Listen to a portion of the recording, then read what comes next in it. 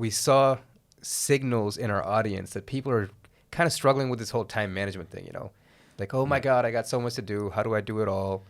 Yeah, we do live in a time in like an age of overwhelm, I think. Yeah, it's quite normal that basically everybody has too much to do. Everybody has too much input.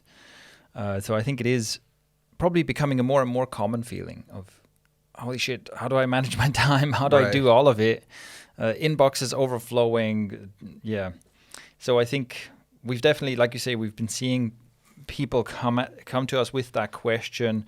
We've seen clients struggle with that. So we thought, let's just take the topic of time management itself. How does one do that? How does one get out of this very unpleasant feeling of never having enough time to do the things you want to do? Because the surface level solutions that you would find on YouTube or whatever, no hate, but the 5 best tips or the 5 best apps on how to manage your time, the AI assisted whatever calendar.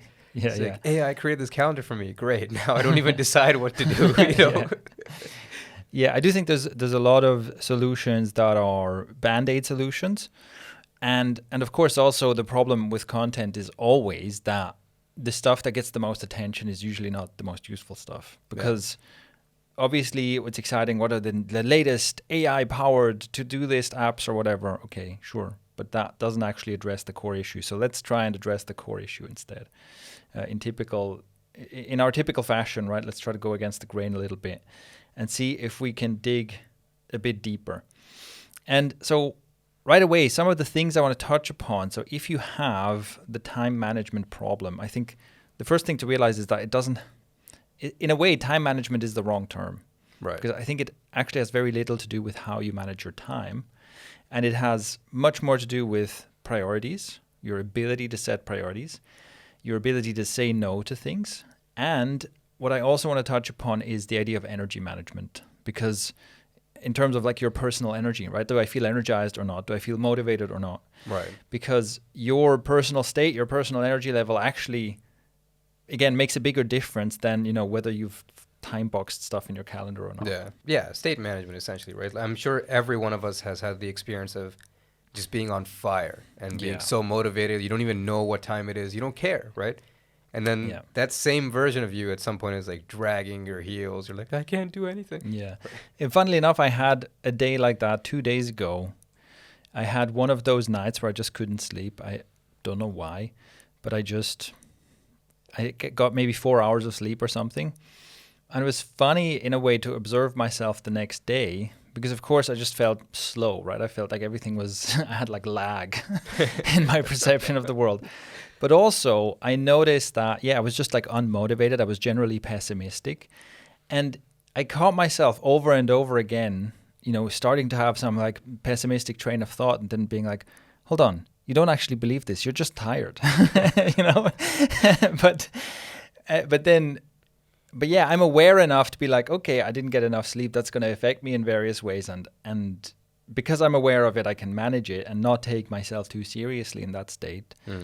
But then think about what if that's your normal state, right? What if you generally don't get enough sleep and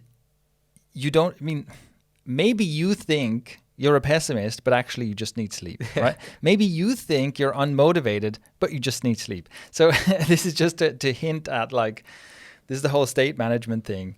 It can be invisible to us. For me, it was just a very clear example because I usually get enough sleep. I had this one exception and I just noticed how it completely nuked my state and it completely nuked my ability to be at my best. Like I said, I want to touch upon how that plays into it and how we can take control of that. Like with the band-aid solutions, right? Like that's not solving the problem, that's addressing the symptoms. That's usually what it is, right? Yeah. So we want to solve the problem. Okay, let's start with, I think that the first thing to address, so if someone comes to me and says, hey, I have this time management problem, I have too much to do, not enough time to do it, I'm working all day, etc., etc. The first thing that I would look at is setting crystal clear priorities. Getting to the point where how clear are you about what is important and what is not important in your day? And this is also something, was one of the reasons we're talking about this is because we're doing Focus and Action again, our productivity class. And so we've been talking to people, and that's one of the things we do is we help people do this goal setting. We help people break down, okay, what is actually important? What can you say yes to? What do you have to say no to?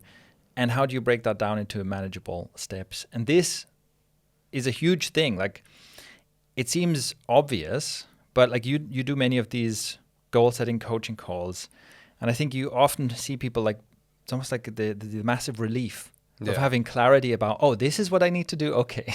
Yeah, it's true. It's usually much bigger in our head. Like, if at all, usually it's not even clear. There's like an automatic assumption of like, oh, I probably would not be able to accomplish this. Mm-hmm. But then seeing it out, it's like, oh, that's all I have to do every week, right? Obviously, that's in addition to living your life and managing your family, et cetera, et cetera, et cetera. But we do identify what is the most important thing that needs to happen that week. It's kind of like playing, I'm torn between two examples. I was going to say Jenga, but I think Legos is better. Okay. Like, you're building a Lego wall. Brick, brick, brick. Each week, you just keep piling on these bricks, and at some point, you're like, oh, the castle's built. Yes, right? Yes, exactly. So, but what you said there is like, you pick one thing, right? You say, okay, what's one thing you want to accomplish in a month or in 3 months or whatever it is, and then let's break that down. Yeah. And that level of clarity of like, okay, I want to have this Lego castle by the end of the month, and every day I just have to lay these bricks. It makes such a huge difference. It makes such a huge difference to the feeling of I don't have enough time and to the feeling of overwhelm. So that's the first thing. It's super stressful to be in a situation where everything's vague and in a situation where everything seems important and urgent, which means you can't decide what is important. Because, okay, how to manage your time better? Do less stuff, right? Spend your time on the most important things. Stop doing the less important things. But then the question is, well, what's important? I don't know. So let's talk about that. The focus and action definition of priorities is, or the focus and action definition of productivity that we use is, productivity is making meaningful progress towards your most important goal, right? So, and that's the filter you can use. You choose a goal. That's the most important goal. And you go, well, is the thing that I'm about to work on, is that going to help me make meaningful progress towards this goal? If the answer is no, don't do it, right? And that's one of the most important skills to develop, is say no to stuff. Another way to think of that is, does it move the needle, right? This is something we've often used that term, right? Does it move the needle? Am I doing work that actually moves the needle? Or you recently introduced this idea, does it make the boat go faster? Yeah. So where does that come from? I learned it off these guys, Sean Twing and Andre Chaperone, which you randomly mentioned them one day. Right. And I come across their stuff, and I'm like, oh, they're amazing. Yeah, they have good stuff. Hugely recommend them, right? He talks about, Sean Twing, he mentions this book called Will It Make the Boat Go Faster? And it's a story about how one of the English Olympic teams, they hadn't won a gold medal in like 90-something years, and how they did it. And one of their orienting questions was, will it make the boat go faster? Right. The boat being, will this help us? Like, the boat being your goal, right? Yeah. So will it help us achieve or win a gold medal? Yeah.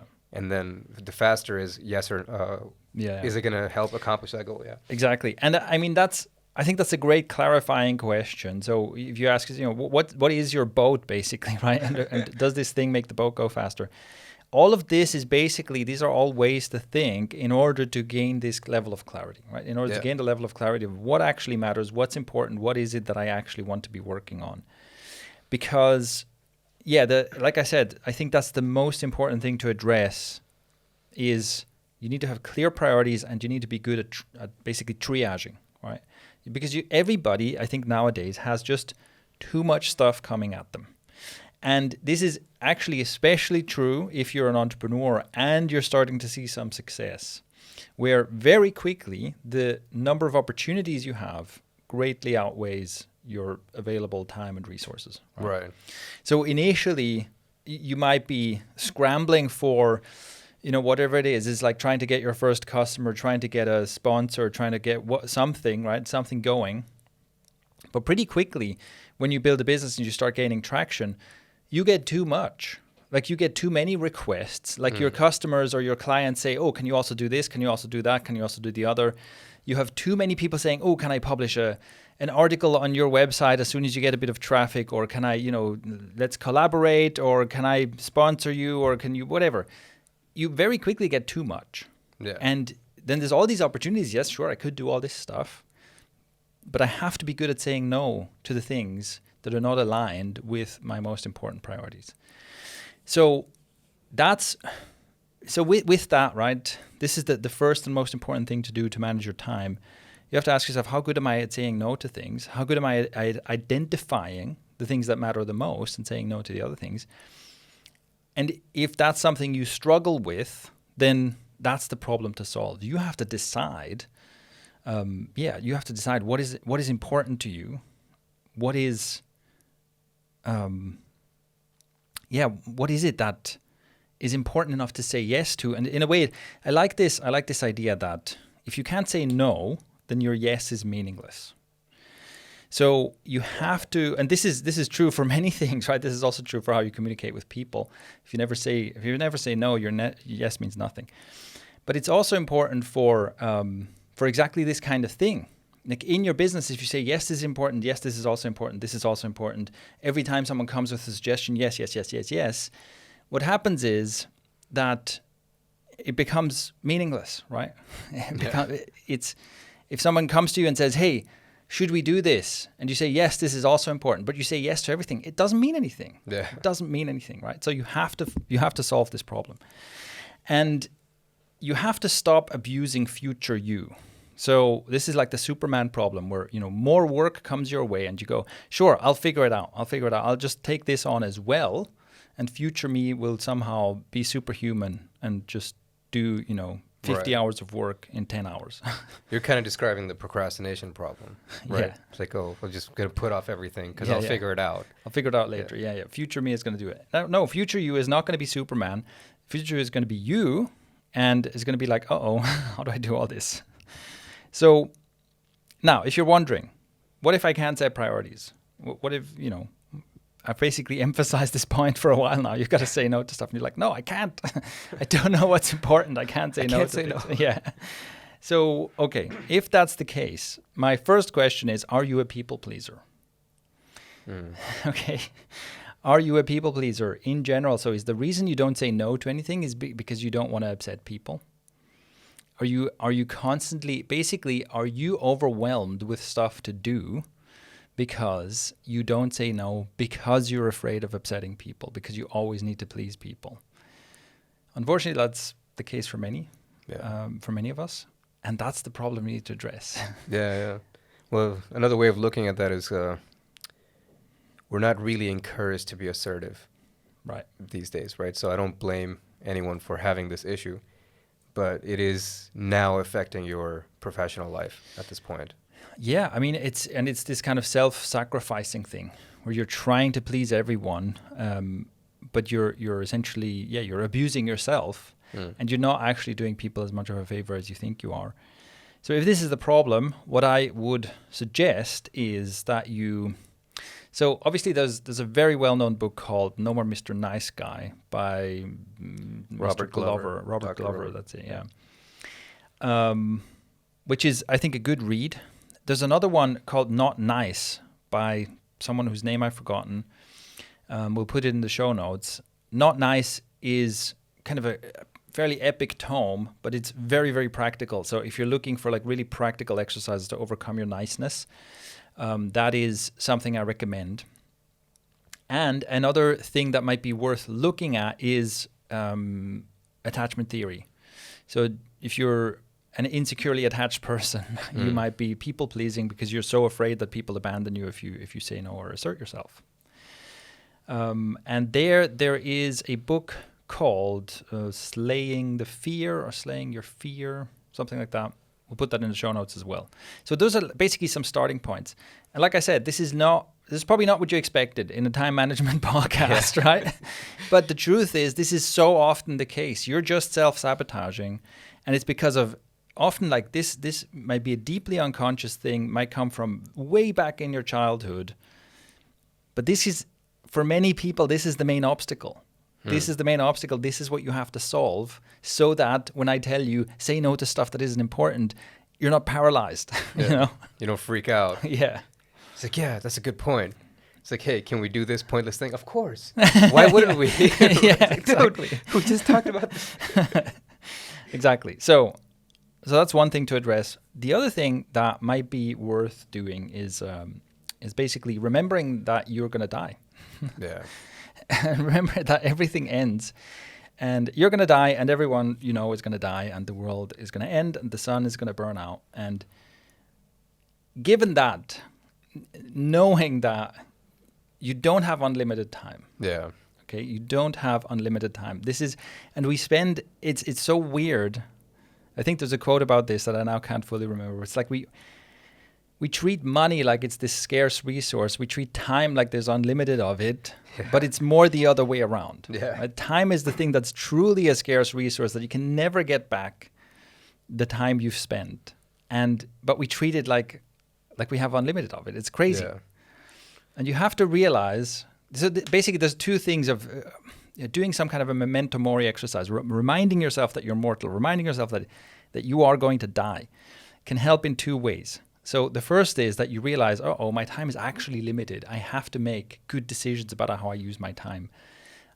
It actually matters. And the second is also it actually doesn't matter. Yeah.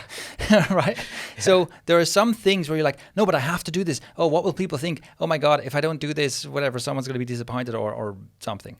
It's like, okay, but whatever, you're going to die. Who cares? Right? Yeah. So in a way, it's like, it doesn't It's matter. true. It doesn't matter. You might as well. So it kind of can give you both perspectives, right? It's very important and also it doesn't matter. So specifically, what I recommend you do is think about if you knew for certain that you were going to die in 10 years. So 10 years from today, you're going to drop dead. If you knew that for certain, what would you do? What would be important to you? What would not be important? The reason I use a 10-year timeline is because 10 years is enough to do anything, but it's not enough to put it off until later, right? Because if you think about, what if I only had 1 year left to live? Then you're probably going to be like, well, I want to go see my friends and family, maybe travel the world, do some bucket list stuff, right? Yeah. But you're not going to start a business. You're not going to, Yeah. you know what I mean? It's like, it's not enough time. Yeah. But in 10 years, you can do anything. Yeah. anything that's important to you. And you're not going to do a 10-year farewell tour, right? Everybody's going to get tired of it. So, bro, just saw it yesterday. What the hell? So 10 years is a good thing to think about. If you were absolutely certain you're going to die in 10 years, what would you do and what would you say no to? Right? Because you can't be spending time doing stuff that doesn't matter, that isn't aligned with your values, that isn't actually important to you, if you know that you only have 10 years. Yeah, man, on the Memento Mori topic, like taking that, I guess, one step further or expanding that, one way that I think about it, and I see this in my friends, it's like we operate with the assumption that we have infinite time and resources, right? It's like, I need to go do whatever, X, Y, Z. It's like, okay, I'll figure it out. Okay, well, you can exploit this resource here. It could be whatever. It could be a product, a program, etc., right? But instead of doing that, it's like, no, I'm not going to listen to the guy who put 15, 20 years of his life and is distilling it into like this 10-minute clip for me. No, I'm going to go figure it out on my own because I have nothing else better to do in my life than to reinvent the wheel for some reason. Yeah. Right? Yeah. No, that's actually also something that took me way too long to learn. I was very focused on always doing everything myself and reinventing the wheel, essentially. And I had to learn that first through books. I learned to be like, okay, I'm just going to learn from people who've already solved this before me. Yeah. But also, I've then learned to spend time and money on like coaching and basically hiring experts, like basically spending a lot of money for someone to come in and save me a bunch of time, right? Instead of going, no, I have to do this, I have to do it, I have to save money or I have to keep my budget tight. But then I spend months and months on something that I could have solved in a few days by just giving someone a lot of money, right? Okay, so this brings me back to, you reminded me of a conversation I had with an ex-girlfriend. So she phrased it perfectly. She's like, well, what do you value more, time or money? Yeah. And that's an excellent framework to look at life through, right? Because she would make all her decisions based on that. And I was like, huh, very interesting. So the reason I brought up the thing about like how you can solve your problems, right? The point I was trying to get across was leverage. Like when you start thinking in terms of leverage and not just one-to-one output, like I do this, therefore that happened. Yeah. How can I do this and then like 10 other things happen simultaneously, and by tomorrow morning the whole thing is done, right? I got this from, or Naval Ravikant really helped me understand this much better. So part of time management and the things we've been talking about is like, how can you apply leverage to your time management? And that is also, that brings us back to like setting clear priorities, because you should make the highest leverage things your top priority. Yeah. And this is something where, I mean, you can easily waste time on stuff that is just not that helpful. And to give an example, a recent example, so I'm doing this retreat or it's not really a retreat, it's an immersion in Bali in January. And the way I started that is by selling it. So I started talking to people about it, and I got a sale. I got someone to buy their seat in this immersion before I had a landing page for it, before I had anything set up for it, before I had a name for it, before anything like that, right? And I use this as an example because this is, obviously the goal is to do this event and get paid for it. And there's lots and lots of low leverage work I can do on that. I can say, okay, I need a cool, catchy name for it. I need a website for it. I need a landing page for it. And I need a lead generation funnel for it. I need a wait list. And I need to have email follow-up for people to join the wait list. And I need to have a logo for it. And I need to have a social media account, blah, blah, blah, blah. I could spend a year doing work that in preparation of the thing, and then be like, okay, now I'm ready. Now I'm going to ask someone if they actually want to buy it, right? That's extremely low leverage, because none of this stuff is like, okay, I've registered my Instagram account and I've, scheduled out 100 irrelevant picture posts or whatever that are hopefully going to get people inspired to join my thing. But bottom line, nobody's going to join my thing. It's not that hard to figure out that that's not the path. But you're raising awareness. You don't understand. Yeah, I'm raising awareness, exactly. So I could do all that. That's extremely low leverage, because does it make the boat go faster? Well, I need to how do I make this happen? I need people to give me money, and then I spend that money to make an amazing event, right? Yeah. That's how I think about this, right? Yeah. So right away, my thinking is I need to have people give me lots of money to join me on this event. If I have enough people do that, then I can make an amazing event. So the first thing I do is I sell it. When I have one sale, I make a sales page, right? And I start showing that sales page to other people, right?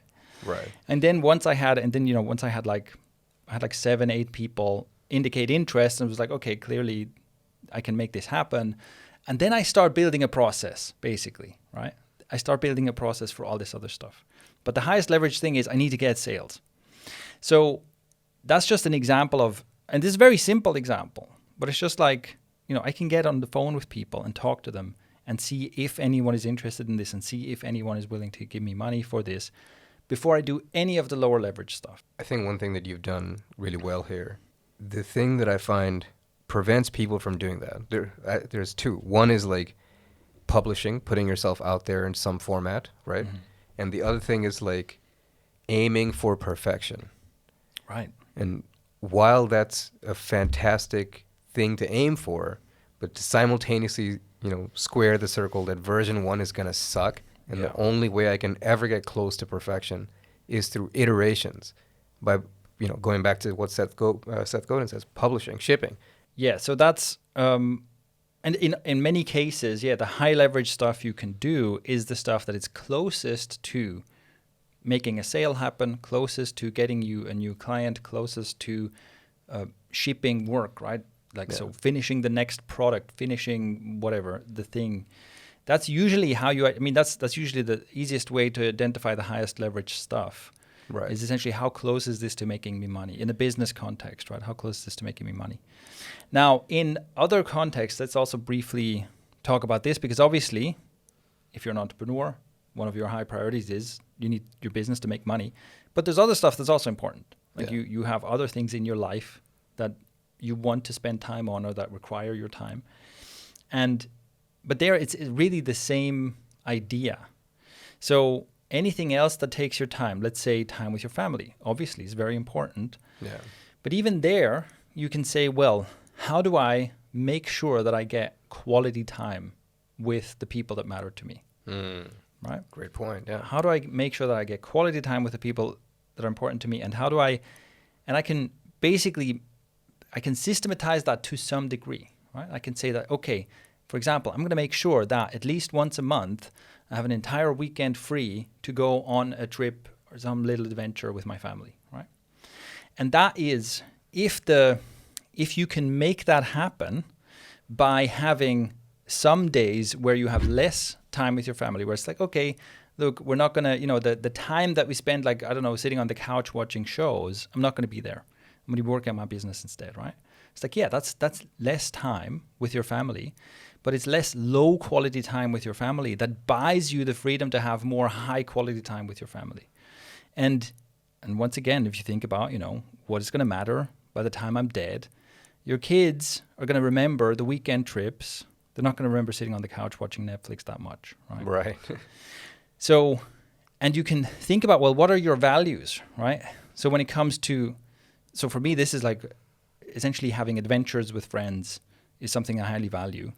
And most of the time when or a lot of the time when I'm hanging out with people I care about, so I'm doing something. I'm like out in nature doing something, for example. I'm going to some workshop, to a retreat, to an event, to anything, right?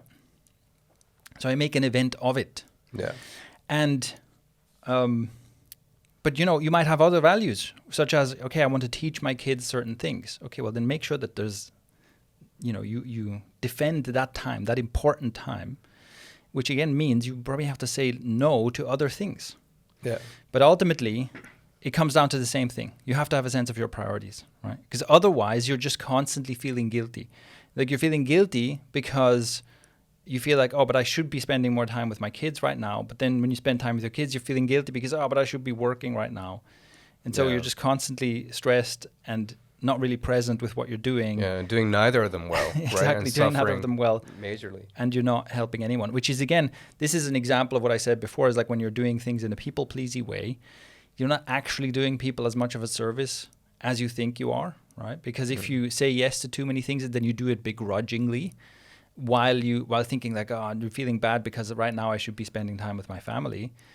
And then you spend time with your family and you do it begrudgingly because you're like, oh, but I said yes to 5 things that I should be doing right now. You're not helping anyone. You're talking about how to be, I guess, productive and efficient while also having a family, right? I'm using this as an example just because I do want to make sure that we're not just talking about, it's not all about your business, right? And I'm not an advocate of like sacrificing your private life for the sake of making more money or something like that. Right. If you're single and have nothing else in life and all you do is work, it doesn't matter. Be as unproductive as you want because nobody else cares. I wouldn't have put it that way. Okay, I would have said, no, this is a great opportunity. It's a great opportunity for you to use your time well while you still have it. It's a great opportunity to shut this podcast off. Yeah, go do something. Yeah.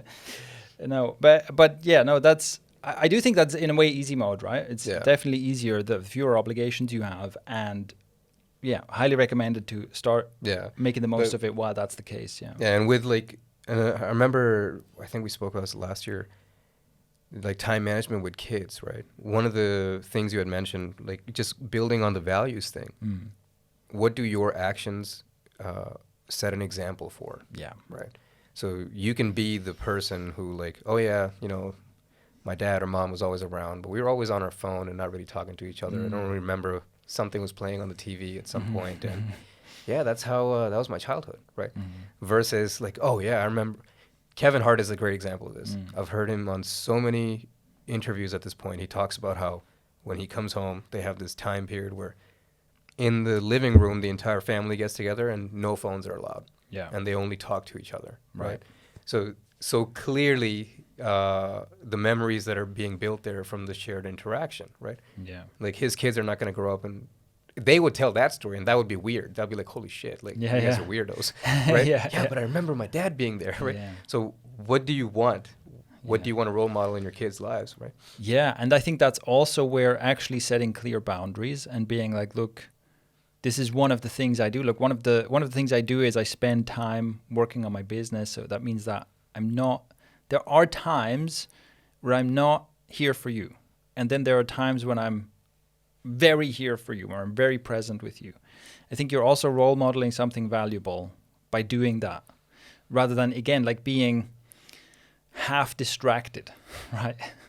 Yeah. So I do think it's or that's how I would set priorities here, is by really focusing on quality over quantity.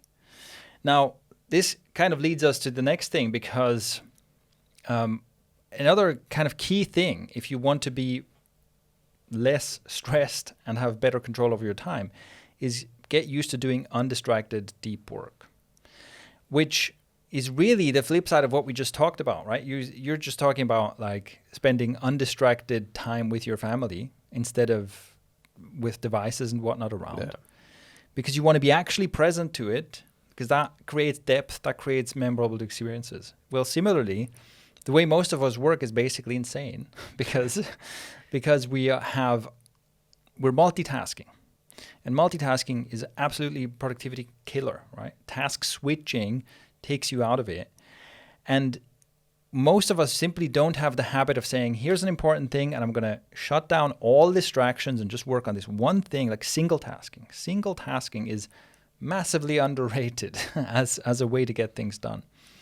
And I think this is a time management thing, because if you're in the situation where you always feel like, but I'm so busy, I'm doing all this stuff, but it's not, like I'm not getting anywhere, or I never have enough time. Well, it's like, how much of that time are you in laser sharp, undistracted focus on a high leverage thing? And I bet it's not that much. Yeah. And again, I'm saying this because it is so unusual for people to do that. It's so normal for people to have like their email thing open, their Slack open, and messages here and messages there, and their phone is pinging, and you have 1,700 tabs at the same time, right? Which you're just searching through. It's like, of course you're not doing focused work. Of course you're not making fast progress like this. And the more you can just reduce all of this stuff and just like focus and hone in on one thing. What we talk about is the 90-minute session, right? We call this the Focus 90 protocol. If you're not familiar with that and you want to learn it, check it out. Focusinaction.com/F90. There you go. So focusinaction.com/F90. We teach this for free. It's an unbelievably effective way to get more work done. So right now, if you think I have a time management problem, try that. Yeah. Try the Focus 90 protocol and see how much of a time management problem you have after that. And then you can ask yourself, can I do one of these a day?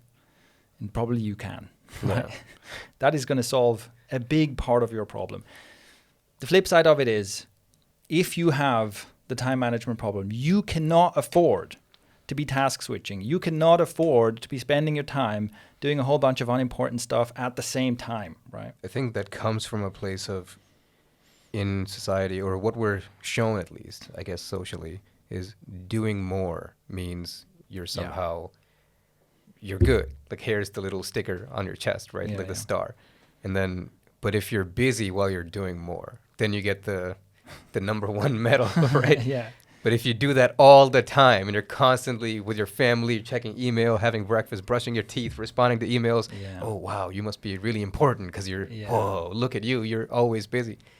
Like, no, your life sucks. That's what's happening. And we worship busyness because it's almost like visible, right? Yeah. So, and I think that's maybe also worth mentioning. So, okay, if you watch me work all day, then depending on how you think, you could probably see my work day and be like, this guy's pretty lazy. Because you'll see me do things like, I go to the gym in the middle of the day, for example. Sometimes I just go for a walk, right? I'm just like, I'm heading out, I'm going for a walk. It could be like half an hour, could be 45 minutes in the middle of the workday, right? So it's like, what's this guy doing? He's not even being busy, right? This guy must be lazy. But the thing is, it's like, I know that what works for me is when I have clarity about what I'm going to do and I lock in and I get that done. And sometimes what I need to do, like for example, for content creation, I know that what I need to just let my mind work for a bit. So I might spend some time making notes and then I go for that walk. And I know that that's basically the most productive thing I can do right now is I can just let my mind wander. And when I come back, I can crank out 20 scripts for shorts, right, in one session. But if I tried to look busy, it would take me all day to make those 20 scripts, right? Yeah. Man, who was the artist? Is it Salvador Dali? Is that correct? Yeah.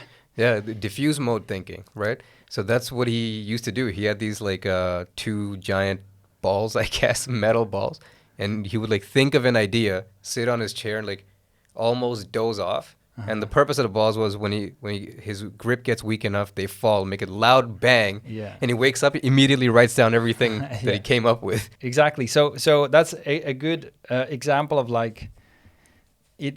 Yeah, he's literally dozing off during work, but it's the best way for him to do the thing. And also, you know, one of the reasons also I live like this, right? I don't work 16-hour days or anything like that. It's also because I just don't want to. Right. And I know that in a few 90-minute sessions, I can get loads and loads of work done, so I don't feel the need to constantly look busy, right? Yeah. So, and I do think that, the worship of busyness is an enemy of good productivity. So that is, again, that's just a necessity. If you're not in the habit of doing deeply focused, completely undistracted work sessions, recommended for 90 minutes at a time, solve that. Yeah. Solve that before you worry about what's in your calendar or what calendar app you use or anything like that. Yeah. Man, one more thing I'd like to add. First of all, if you haven't read the Almanac of Naval Ravikant, I highly recommend it. It's brilliant. So one of the things he mentions in there is like, hold yourself accountable to the outcomes you produce, not the inputs, right? Yes. So when we go for jobs or whatever, 8-hour shift, 10-hour shift, whatever hour shift, right? You're held accountable to your input, because how can somebody measure, I guess, your individualized output? But when you're doing your own business sort of stuff, you can be the guy who's like, oh, I worked, 12 hours a day for 15 years and I never made it. Well, okay, what did you put in the hours though, right? So switching from, actually this leads in perfectly to clarity on priorities as well. One of the things we do when we do our goal setting calls is like, we identify the big goal, then where should we be at the end of month 3, month 2, month 1, and then what are the main things that need to happen this month, the 4 big things, we put them in line. And that's your 4 weekly goals starting from today. So you know what needs to happen by the end of this week, right? At no point do we sit down and say, okay, so can you put in 60 hours a week or like, I don't care. Exactly. If you could do it in 5 minutes and that's, for some reason, that's the only 5 minutes that you could put in this week and it helps you accomplish your goal, great. Exactly. You're done. Yeah. It just means, exactly. And this is also how I do my work, where I will always have like the most important task for the week and the most important task for the day. And often it is something like, okay, I need to make this sales webinar. That was something I recently did. It's like, okay, that is going to take a certain amount of time, but it really doesn't matter how much time it takes, right? It's like, I just know that by Wednesday, I'm going to have it done. Right. And it could be like, sometimes it is, I get it all done in one session pretty much. And then I do other things, right? Yeah. And sometimes it takes longer, but it doesn't matter, because again, it can be like this kind of thing where I'm like, okay, I spent some time working on this presentation and I'm feeling like I'm not creative anymore. So now I go to the gym, I go do something else. I give myself a break and I come back. And it can also be the kind of thing where, especially when it comes to recording content, sometimes I will just be like, I'm not going to record content right now because I'm just not feeling sharp. I'm not feeling in the zone. So yeah, sure, I can turn on the camera and start recording, but I know it wouldn't turn out very well. Yeah. And so then a productive thing to do is, I'm not going to do that. I'm going to do it later. Yeah. Right. But the thing is, the reason I can do that is, again, because I don't it's not a priority for me to look busy, but also because I can trust myself. I know that I'm not making excuses. I know that I'm not putting it off forever. I know that when I'm in the, basically, if I'm saying today, I don't feel up for recording this podcast, for example, I know that most likely tomorrow is going to be good. And I know that I'm going to get it done efficiently. Yeah. So it's also a thing about self-trust, which I think doing undistracted, deeply focused work is the best way to develop that self-trust. Where you're like, oh, I can get this done. I actually can trust myself to get this done. And yeah, like I said, if you're not already doing this habitually, hugely important to start doing this. Yeah. And when you were saying that, oh, I know I can put this off, I was like, oh, man, that can be an excuse for the listener, right? Totally, yeah. But another thing to add to what you were saying, how you do your weekly goal setting, we have a team culture where every week, beginning of it all, like by the time we meet up and we're working, goals have been set. Yeah. Right. And we have a very long track record of hitting almost all of them all the time. Yeah. Yeah. And also I think even with how we set goals, it's never like a competition of, who has more goals or whatever. Yeah. It's just like, and it's, my emphasis is also always like, tell me your most important things to accomplish this week. Don't tell me everything you're going to accomplish this week. Yeah. That's bloat, right? So when you look at our goals, it's usually like 3 or 4 things for the week. That doesn't mean we only do 3 or 4 things in a week, but it's just like, I'm going to nail these, and then I'm going to do a bunch of other stuff that's less important. Yeah, these absolutely must get done. Yeah, absolutely. Okay, so the last thing I want to touch upon is the idea of energy management. So we've already basically talked about it, right? Where it's like, depending on what state you're in, you're going to do great or not great. And there's a huge span. There's a huge difference between how productive you are on your best day versus your worst day. And part of this is your basics, such as, are you sleep deprived? If you're sleep deprived is one of the best, or sleep deprivation is one of the best ways to like sabotage yourself, right? Yeah. So if you want a recipe for how to always feel stressed and overwhelmed, not get anything done, is just sleep half an hour less. That's usually does the trick. But there are also other factors, such as, like your level of motivation and just how energized you feel. And so how can we control that, right? What makes you feel, apart from the basics like sleep, what makes you feel highly energized? And what makes you feel kind of like everything's difficult? Like sometimes you have days where it feels like everything's molasses, right? So how does that happen? One of the things there again is clarity. If it's crystal clear to you what you need to get done, it's much easier to be motivated to do it. Whereas if you're just like, oh, I have this endless to-do list, I have no idea what's high priority, and during the day more stuff comes into my inbox, that is very hard to be highly motivated and highly energized to work like that, right? Another thing that we also do with our clients is to connect the work you're doing now with longer term goals and with meaning and purpose. Yeah. And because that can be a huge thing. So whenever you're working on something, like obviously if you're working on something that feels meaningful to you, that feels important to you, you're going to be way more motivated than if you're working on something that feels like annoyance or nuisance. This is why nobody's very productive in like filing their tax report, right? Like it doesn't feel meaningful and purposeful. So it's very hard to motivate yourself to do it. And so you can ask yourself, well, the work I'm doing, is it closer to filing a tax report or is it closer to like living my passion? Yeah, on the spectrum. Yeah, on the spectrum, where is it? And if it's anywhere close to filing a tax report, that's a big problem. And if both of those are the same, you must be an accountant. I have no idea what you're doing listening to this podcast, mate. Being more productive. Okay, so connecting work to meaning, right? Yeah, connecting work to meaning. So it's really good to have clarity about what am I working towards? What is an exciting goal that I'm working towards? But also for the individual task I'm working on, to remind myself, how does this fit into the bigger picture, right? Maybe I'm not excited about writing this specific email or this specific landing page copy or something. But it's like, hold on, why am I doing this? Oh, it's because I want to get clients for this product and I'm actually really So for me, teaching is one of those things I'm super excited about. I love teaching people. Right. It was like, okay, well, I have to do marketing for my product in order for people to buy my courses so I can teach them, right? Right. And so there's definitely stuff where I'm like, I'm not that excited about recording this ad or writing this landing page copy or whatever. But if I remind myself, no, if I do a good job of this, I get to teach more people. That is motivating, right? Yeah. Another way of looking at it is when you solve a maze, right, on a piece of paper, the way to do it, the way to get it right the first time is to start from the end. Mm-hmm. So you start from the end and you figure out backwards to your starting point, right?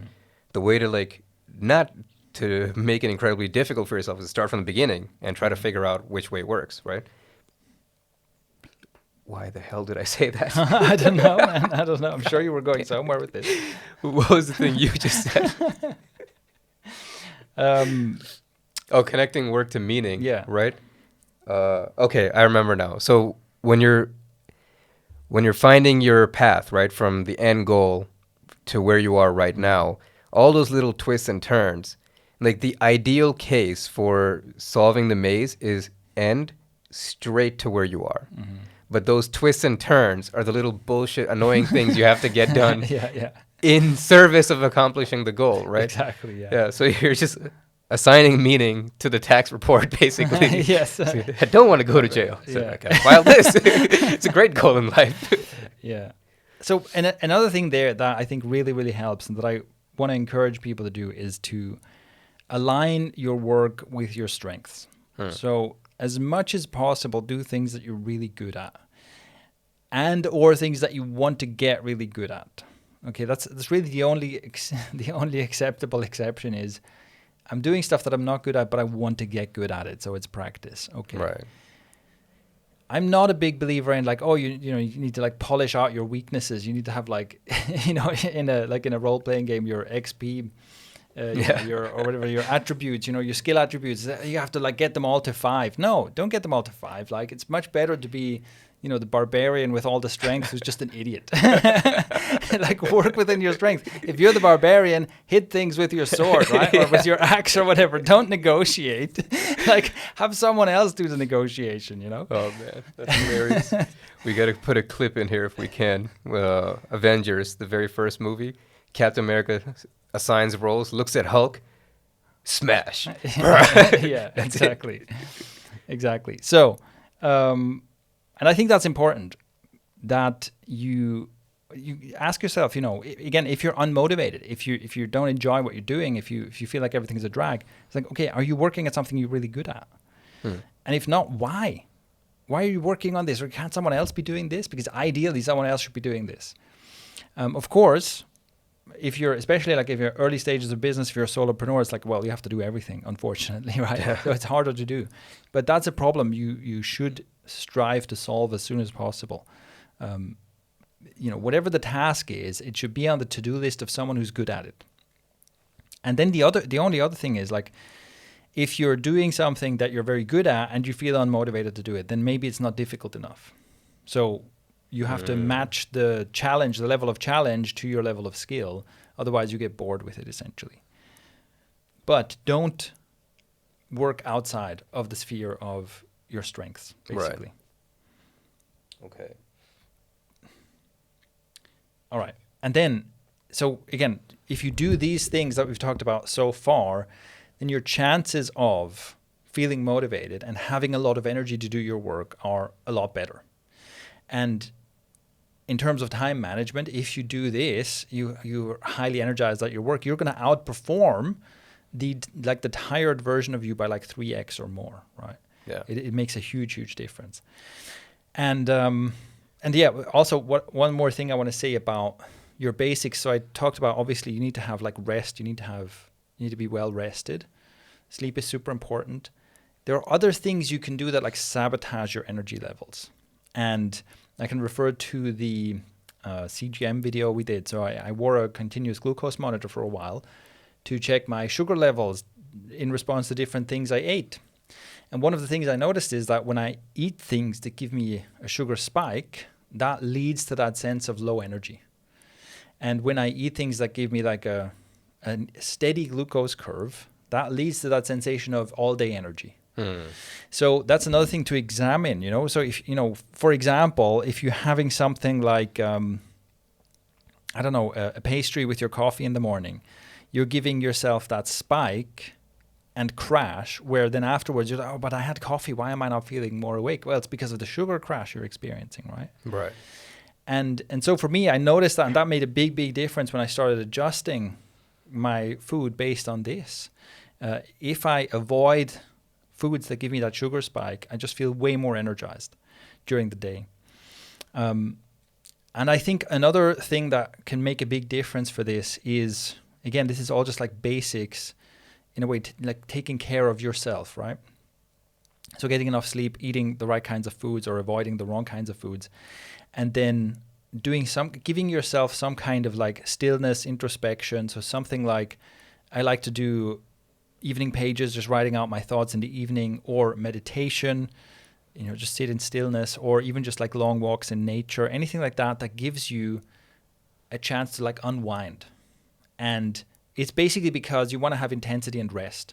So in order to do high intensity work, you need to have that counterbalance downtime.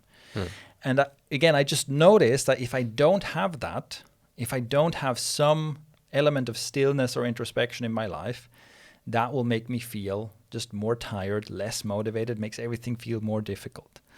So those are some things to get in place, and especially examine, like, if that's missing, right? If that's missing, that might be the reason why you feel unmotivated, and why, again, to tie this back to time management, why you feel like you never have enough time for stuff. Yeah. It could be that you really need to spend more time like doing nothing, or introspecting, or meditating, in order to put yourself in a state where you have clarity about what matters to me, what can I say no to, and then have the deeply focused work sessions where you get that stuff done, and you realize that you actually do have enough time to get it all done, right? You really want to get yourself out of this state of chaos. It's really like a chaos and overwhelm problem, more than anything else. Right. Yeah. And the surface level thing you're aware of is time management. Is I don't have enough time. Yeah. Okay. So, man, I think that was pretty deep and insightful, right? I hope, at least. I hope so. I mean, I do think that the intention is like to give the tools that make the bigger difference. We talked about leverage, right? Yeah. I think these are all the things that make a bigger difference than, you know, switching from Notion to Workflowy or whatever, you know? Yeah. I mean, it is what we strive to do with everything we do, right? Because the easy thing to do right now would be like, hey, here's the 9 best apps, and all the affiliate links are down below. Buy all of them now. Buy all of them at the same time. So try that out. And I think, again, if you use these high leverage things, this makes a bigger difference. And also, I highly encourage, if you've listened to this and you're not familiar with the Focus 90 protocol, or maybe you heard us, you know, maybe you've heard about it a long time ago, but you haven't done it lately, highly recommend that you go to focusandaction.com. It's all one word, right? Focusandaction.com /F90. You can get the free, and I made a new one that is like more condensed, so that you can download this into your brain as quickly as possible. The Focus 90 protocol is honestly like the best way to get the maximum juice out of your time spent on anything, on working on absolutely anything. So highly recommend that you go do that if that's not already a daily habit. And that's it. That's my quick download on how to fix the time management problem. Now get back to work.